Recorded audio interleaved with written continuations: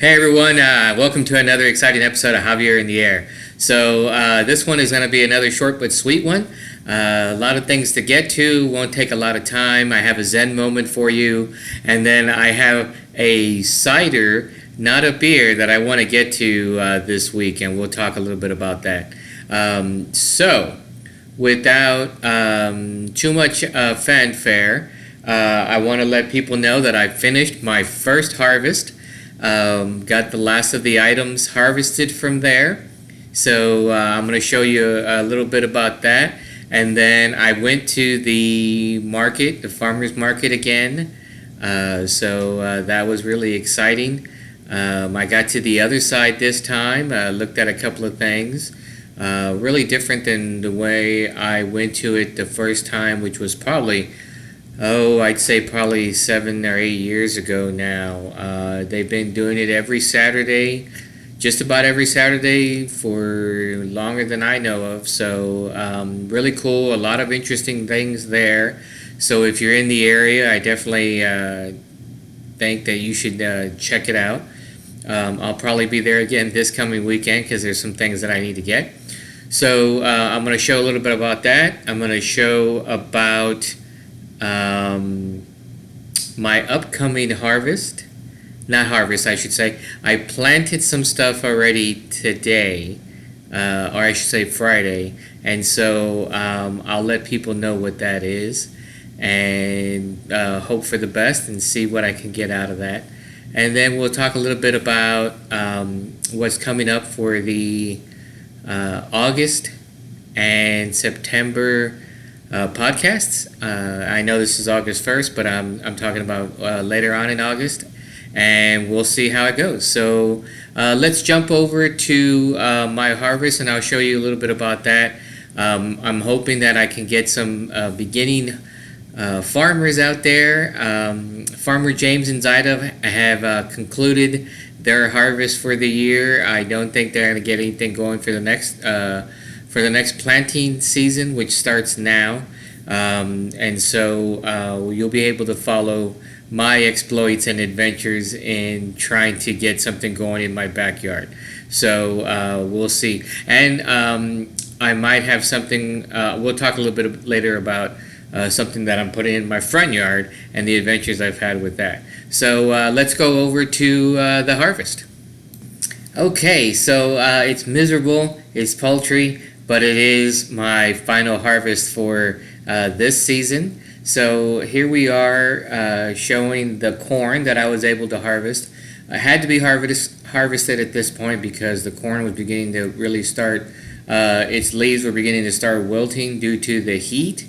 And there were going to be some other issues as well involved with it, so I went in and harvested to it. You see, it's not very good. It didn't grow very well. I'm jealous of Zida and James and their harvest, but I did what I could. And then also to the far left there is the last of the golden beets that I grew, and it was the last one, and it seemed to grow the best. That's actually pretty good size. I know it's not compared to HEB and other marketplaces, but for me, I thought it was a pretty good size.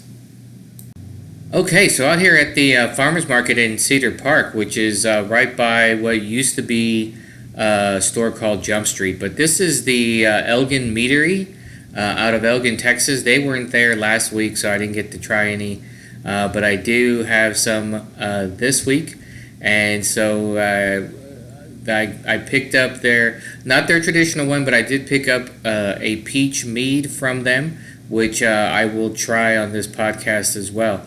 So if you have a chance to go out to Elgin, you can see or hang out at their Elgin Meadery, or you can go to the farmers market and pick up some of their great tasting mead. I highly recommend it if you've never tried mead before. It's really awesome. Also, another great place that I tried for the first time at the farmers market was Talisman Coffee Company. This was a young lady that I met there that was serving the coffee. Her and her boyfriend started this business, she said, about 2 years ago. I cannot remember for sure where the coffee beans were coming from that his family owned. I want to say... No, actually, I don't even want to make a guess, just to be on the safe side. I got their cold brew. Really, really good. If you have a chance, go out there and check them out. They don't have a store site yet, but they go to a lot of different places around Austin area. Okay, so there you have the farmers market. Two great little companies that I found yesterday while I was out there. So I'm gonna have the Mead a little bit later on in the show, and I'm going to. I talked a little bit about Talisman Coffee. By the way, if you couldn't really see the logo, it's got a sloth on it, and I thought it was really cool to have that. Certainly check out both of them. They are both on Facebook, Elgin Meadery and the Talisman Coffee. Now, and then what I'm going to have also is I'm going to have some cider, like I said, at the end of the show, and that was brought to us by TXKeeper. And I will have one of the ciders that I bought the other day as part of the show. So before we get to our Zen moment, I want to talk a little bit about vaccinations. I want to get on my soapbox a little bit.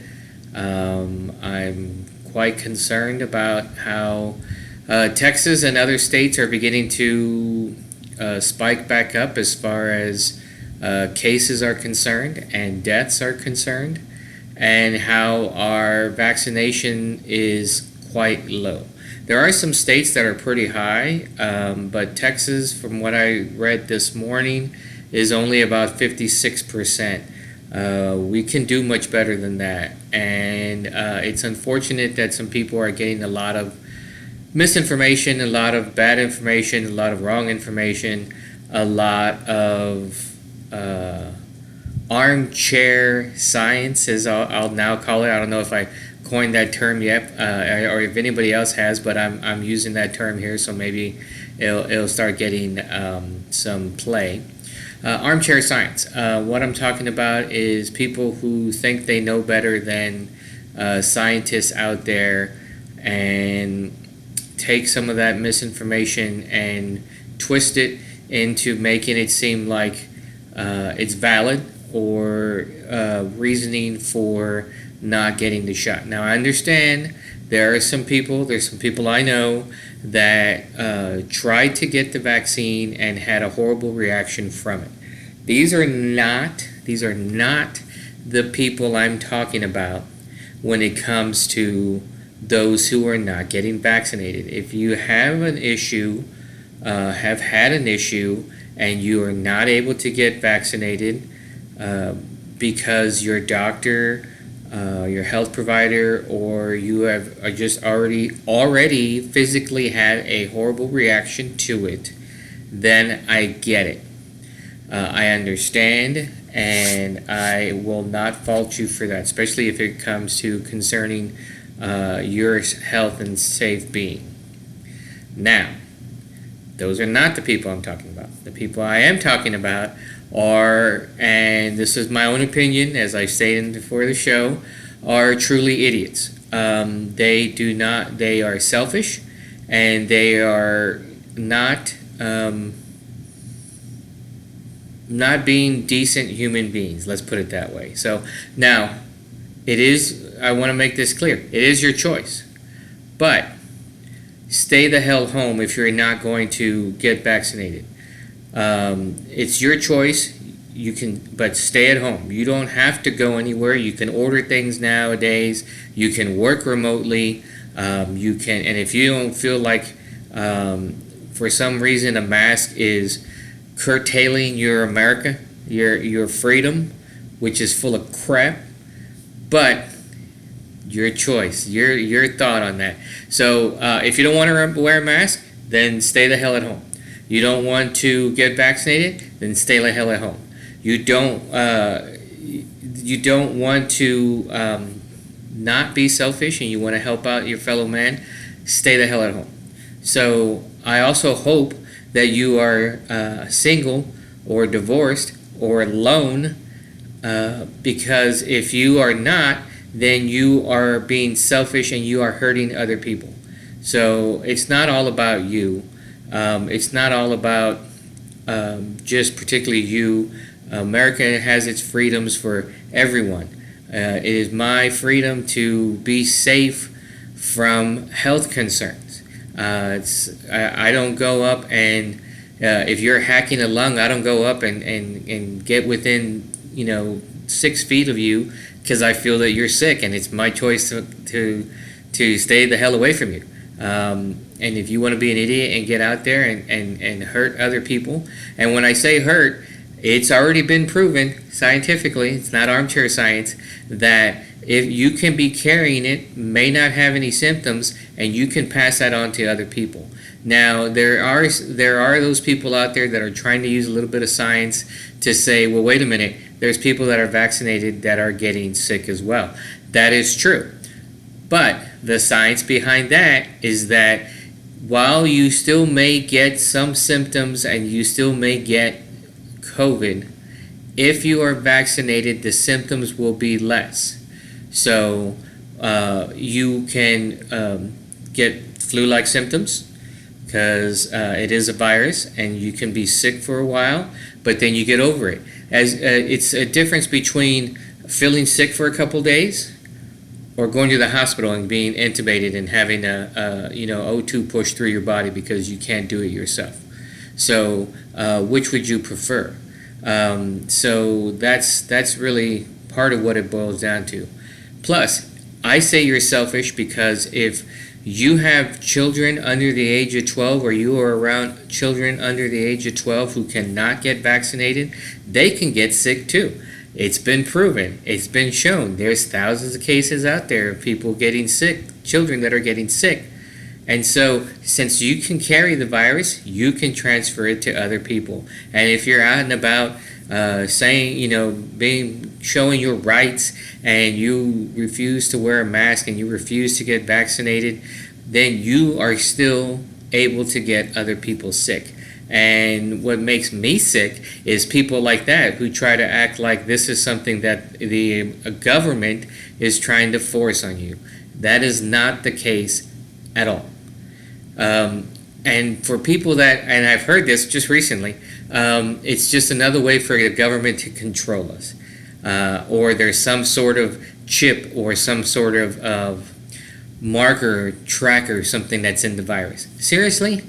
Do you not carry a phone? Do you not carry an iPad or a laptop? Do you not have a social security number? Do you not have an ID card? Do you not have a driver's license? Do you not have a credit card? Do you not have any other form of ID such as that? Hell, even a library card. Do you not have a library card? If you have any of those that I just mentioned, the government knows who you are. That is all run by the government in the first place. So why are you being such an idiot? And on a personal note, if you have children and you aren't getting vaccinated, you really deserve to have your children taken away. I'm sorry. That is how I feel, because that is how stupid you are to try to not try to protect your children in any way, shape, or form. So, are you willing to protect your child? Do you want to do everything you can to protect your child? Of course you do. That is what parents do. That is what good parents do anyway. And I'm not talking anywhere outside of the United States, because I don't know what's going on outside the United States. I haven't stepped foot outside of the United States in a long time. I am simply talking about the people here and the situations that are going on here.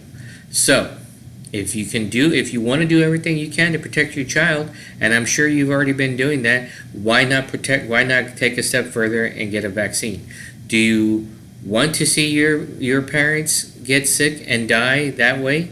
Not necessarily, I don't wish this on anybody, but you don't want to see your parents get sick either, do you? And some of them are going to be more susceptible to this new variant, even though they may be vaccinated. Now, if your parents aren't vaccinated, stay the hell away from them, because you might have a viral load and not know it and get sick. Any of this that I just said, you can look up and check the science on it.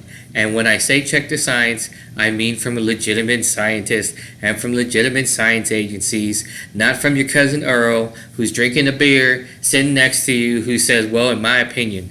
That's full of crap. So, get vaccinated, If you haven't gotten your second dose, get your second dose. If you haven't um, worn a mask and you're supposed to wear a mask, wear a mask. It's not curtailing your freedom by wearing a friggin' mask. You are curtailing the freedom of other individuals who might get sick. For the aforementioned people that I said that just for whatever reason simply cannot get a vaccine. They can't take it. Their body will not do it. They're either immunocompromised or they have a violent reaction to it and have already tried. And now if any of those big science words I just said for you armchair scientists out there, you don't understand, look them the hell up. I don't want to hear this anymore from people about how the government this, the government that, or it's restricting their freedom.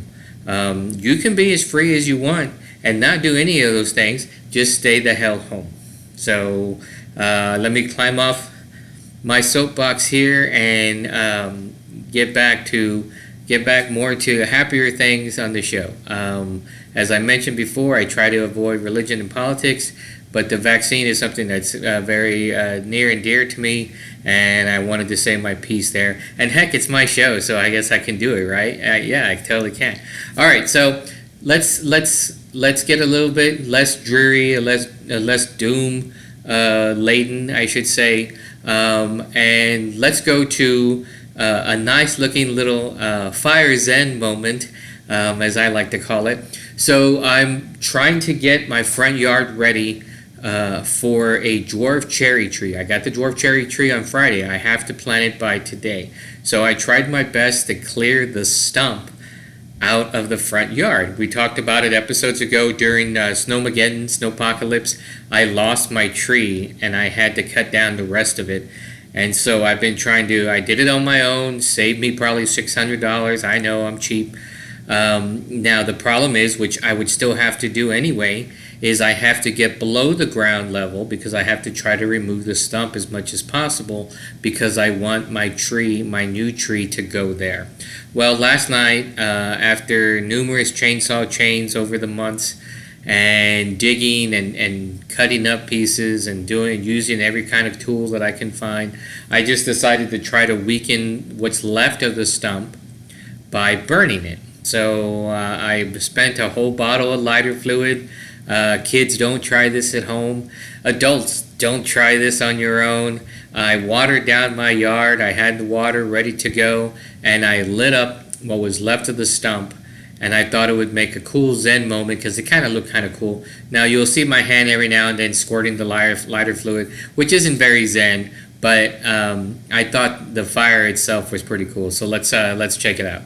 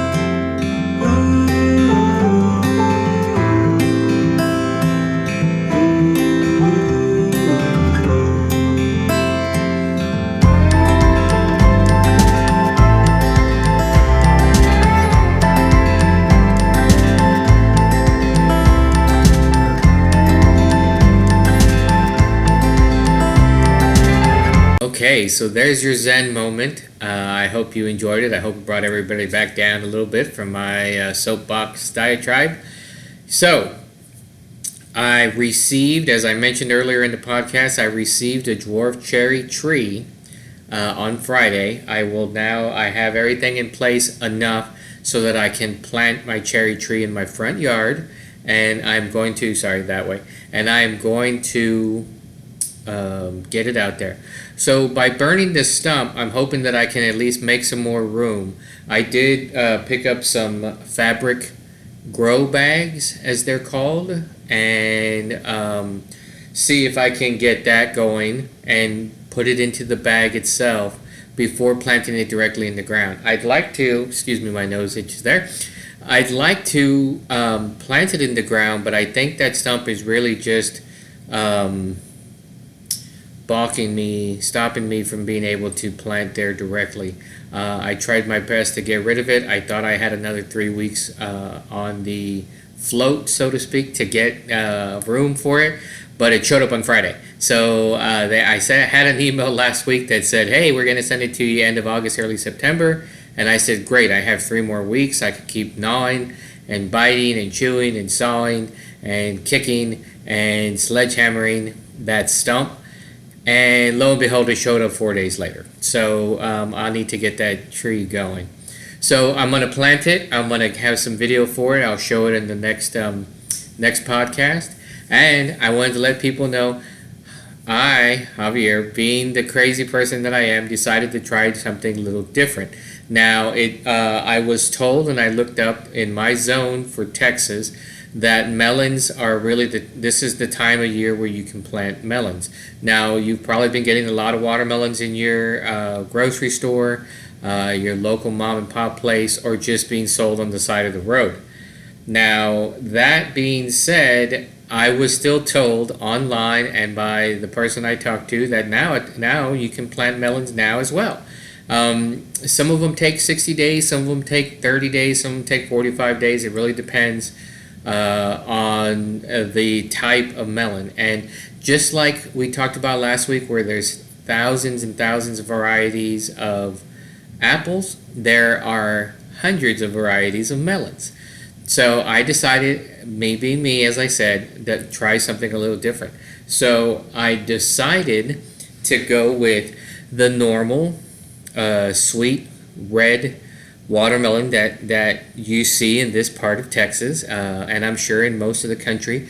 No, the not the super round, dark green, all green skin watermelon, but more of the oval, kind of bullet shaped, depending on where you go. Bigger, some smaller. Green with the dark green bands on there. Watermelon that you get this time of year, deep red inside. But I also wanted to go and try some different things as well. So I got a hold of some watermelons that have more of a tangerine center. So the outside looks the same, but the inside will be a tangerine, almost golden color. There are some golden ones, but this is more of a tangerine orange, leading towards gold color on the inside. They're supposed to be just as good as a standard water. I shouldn't say regular or standard, but more of the market sold watermelons, at least in this part of the country. And I also got a hold of some yellow. So I have the tangerine, but now I have some that are yellow. They're not golden, because there is some that are golden. This is actually just yellow. So the outside again looks the same, inside is yellow. So those I have planted, and I'm getting 2 other types that I found and that I ordered. One of them is called a cuckoo melon, and I'll have some more information next time when I actually have the seeds. They're coming tomorrow. And then, so those they're sometimes called finger melons.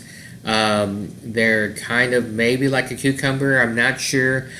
I've never seen them before in my life physically, so I don't know. But they're going to be about the size of my finger, and they grow, and they're quite numerous when they grow. So we'll see. And I think you just eat them straight. I don't even think you peel them or anything. They're just a straight on. So we'll find out and see. And then finally, I got a hold of a melon that is supposed to be green, dark green, green heading towards black skin on the outside, and the inside it's purple. Supposed to taste the same as any watermelon, and I'm hoping I can really get those to grow. They're coming tomorrow as well. So once I get those, I'll have a little video of what those seeds look like, because the rest of the ones just look like regular watermelon seeds. You've seen them before, you've spit them out before, unless you're young enough to not remember a time when you could only get seeds in the watermelon. The seeds look standard. So the red ones that were dark black on the seeds, the tangerine ones were kind of a light colored, almost white seed, and then the yellow ones were actually kind of an in between, kind of a darkish color, but not true black, more of a brown. But they were all like that. So that's my understanding for that particular type of melon. That is the seed that you get. So we'll see how well I do. So this requires a lot more watering than I was doing for the beets and the Brussels sprouts and for the corn. And I won't talk about the other vegetables that didn't come through. So I will be watering every other day. I will be watering my tree probably, I want to say I'll probably go every day for at least the first couple of weeks to make sure that really gets planted, really rooted into the bag. So I have the bag, and I'll talk a little bit about that next week on the podcast. So I have those all lined up, the unusual color just because that's me and that's what I do. And so we'll see how it goes. Okay, so got the gardening out of the way. We got the Zen, the fire Zen moment out of the way. We got the farmer's market out of the way. Now comes where the part that we normally do, the beer. But I decided, since I hit the farmer's market twice in the past 2 weeks, that I would try something a little different, and I'm trying to mix it up because I got some feedback from some people that are like, why is it always beer? And it's not always beer, but it's just that I talk a lot about beer. So I decided to try something different again today, and I have 2 selections that I'm going to do. The first one is already open, so I think I'll go with that. So I talked a little bit about the Elgin Meadery, and this is their Persicum apricotis. Persicum apricotis. I believe that is supposed to be Latin. I'm pretty sure it is. If it's real Latin, I think it is. And this is a honey wine with peach and apricot, small batch, 500 ml, and let's see what the ABV is. Oh my goodness, this is batch number 2, so they actually label the batches. It's very, very small batch run that they do. But, and I didn't realize this when we were having some of this yesterday, this is 11.5 ABV. That is pretty good. That is pretty good. That is along the lines of a lot of the beers that Rob and I like to drink. It's along the lines of the Belgian triples, if you know what those are. But I don't want to lose anybody who's here for the mead itself. So this is Elgin Meadery. This is out of Elgin, Texas, which, as we know, for those of you who live in this area, not too far from here. From those of you who aren't from the Austin area or aren't even in Texas or aren't even in the United States, I got one person, you know who you are.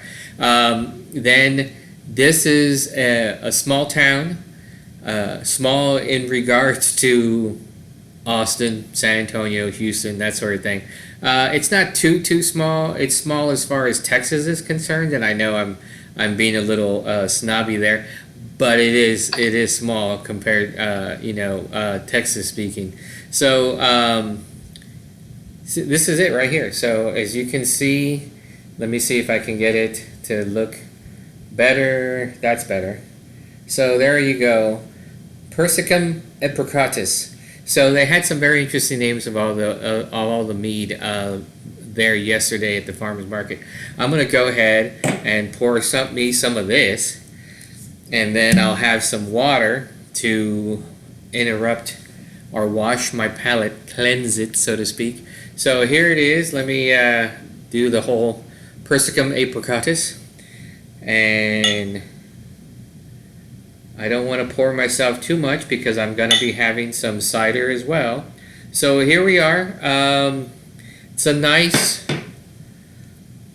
golden color to it. You can see the light coming through there. For it being apricot, that kind of makes sense, but the fact that it's also peach, I don't see any peach color at all to this, which is fine. It's a mead. And a mead, by the way, is like a honey wine, kind of, not quite a fortified wine, but it is a honey wine. Very ancient in its background, just like a lot of the other, or just like most wines are. It's a cool note.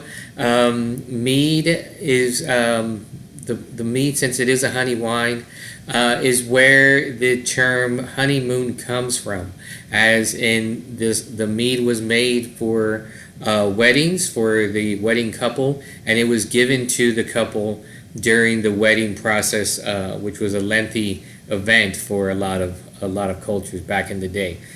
So here we go. This is, again, Persicum apricotis, 11.5 ABV. Very nice honey wine smell to it. I don't smell any apricot. I don't smell any peach. Well, maybe a little bit of peach. Not much on apricot, but to me, apricot's never been a real strong smelling fruit in the first place. But definitely smell the honey and definitely smell that wine kind of sulfite smell to it. If you've drunk wine, you know what I'm talking about.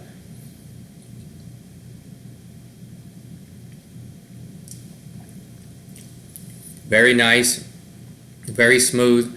Again, you get, as I drive my nose into this glass, definitely more of a peach smell to it. Still stronger on the honey wine side to it. I'm not getting any apricot at all in the smell.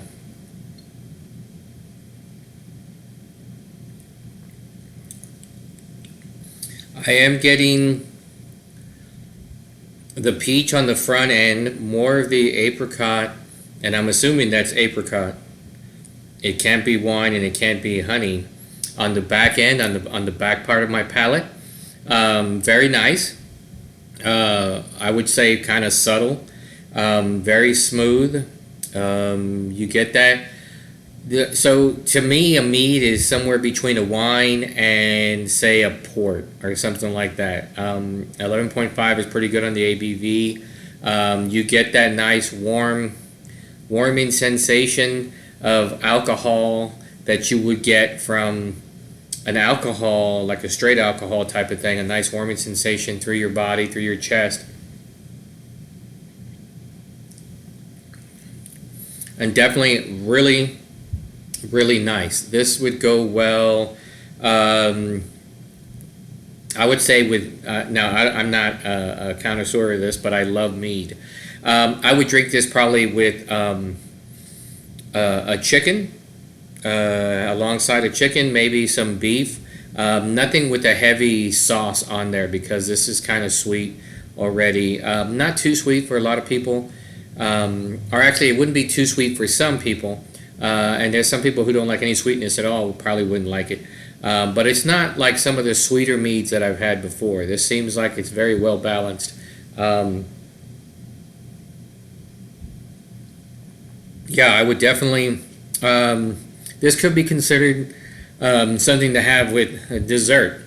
But the dessert would have to be something very not so sweet, maybe just some fresh fruit.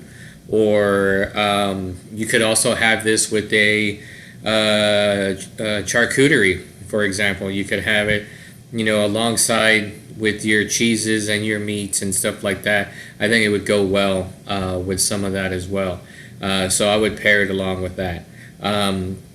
Very nice, very good job, Elgin Meadery. So hopefully I can go out there next week or in 2 weeks and try some of their other ones and then bring home another bottle. I'm still thinking about having a tasting having to do with cider and or mead. I'd like to do both, so we'll see what happens. So there's no real judging that I can give on this because I don't have other meats that I've judged in the past as far as the thumbs up. Personally, I would say just out of 10, because we're not doing the thumbs on Mead right now. I'd say this is probably a 8.5 out of 10. Really good, really nice, well balanced. If you like Mead, this is the way to go. If you're more of a traditionalist, there's still the tradition Mead that they have out there, and I'll try to pick some up next time. But this is their Persicum apricotis. So check it out. Go by the farmer's market and see. Now we're going to switch over to TXKeeper and their cider. I'm going to cleanse the palate. So let's get into that one. That one I need my trusty bottle opener, which I have right here. Which, by the way, if you haven't been to my house, which a lot of you haven't, I have these hanging up just about everywhere. You can see on my cabinetry because we do a lot of tastings. So this is Gold Rush. This is TXKeeper, small batch cider. This is a single variety, 750 mils. Let's see if I can see the ABV on this. This is 100% Gold Rush apples. It is gluten-free, which I guess is the best way to have it. I'm trying to see where the ABV is. Here we go. This is 7.5. So this is the Gold Rush. You see the cool look there from the people at TXKeeper. TXKeeper is located in South Austin. I believe the young woman told me that it was off of Manchac. And don't get me started, yes, some people say Manchaca, but I'm saying Manchac. We can have a whole nother podcast on that.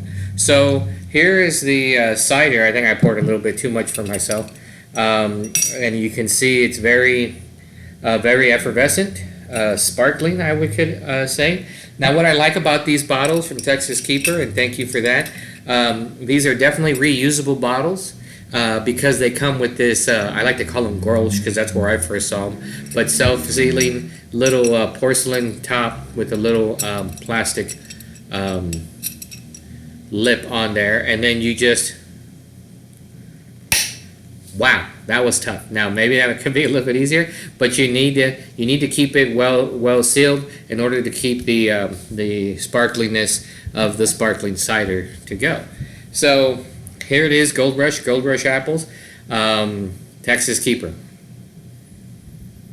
You can definitely, of course, it's cider, so you can smell the apples. This is not one of those that has other flavors in it. This is a straight up cider. Straight up traditional. I would say traditional, may not be considered traditional. Maybe I can get TXKeeper to school me on it and make it to my show.